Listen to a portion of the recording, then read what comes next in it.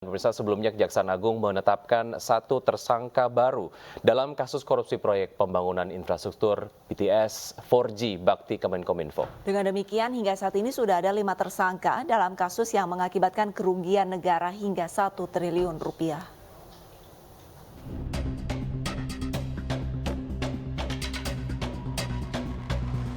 Kejaksaan Agung menetapkan tersangka baru dalam kasus korupsi penyediaan infrastruktur Base Transceiver Station atau BTS 4G dan infrastruktur pendukung Bakti Kominfo. Tersangka baru tersebut adalah Komisaris Solitech Media Sinergi berinisial IH. Tersangka IH ditahan di Rumah Tahanan Negara Salemba Cabang Kejaksaan Agung selama 20 hari, terhitung mulai 6 hingga 24 Februari 2023.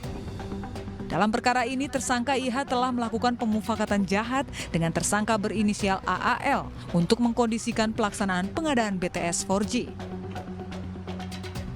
Perannya adalah begini, jadi tersangka IH dan tersangka AAL ini adalah bersama-sama, ya kan, menunjuk suatu perusahaan tertentu untuk mendapatkan suatu proyek atau tender, ya, di beberapa tower yang dibangun, yaitu tower 1, 2, 3, 4, dan 5, ya, yang mengarahkan bahwa perusahaan-perusahaan yang akan dimenangkan itu adalah perusahaan yang dekat dengan IH dan AAL yang sudah ditunjuk sebelumnya gitu loh.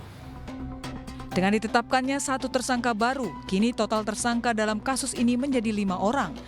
4 tersangka yang sudah ditahan sebelumnya yaitu AAL, Direktur Utama Bakti Kemenkominfo, GMS, Direktur Utama PT Mora Telematika Indonesia, YS, Tenaga Ahli Human Development Universitas Indonesia tahun 2020, serta MA, Account Director PT Huawei Tech Investment. Kasus korupsi BTS Bakti Kominfo bermula dalam rangka memberikan pelayanan digital di daerah terdepan, terluar, dan tertinggal dengan membangun 4.200 Base Transceiver Station atau BTS. Nilai proyek pengadaan BTS tersebut mencapai 10 triliun rupiah. Sementara kerugian negara akibat dugaan korupsi diperkirakan mencapai 1 triliun rupiah.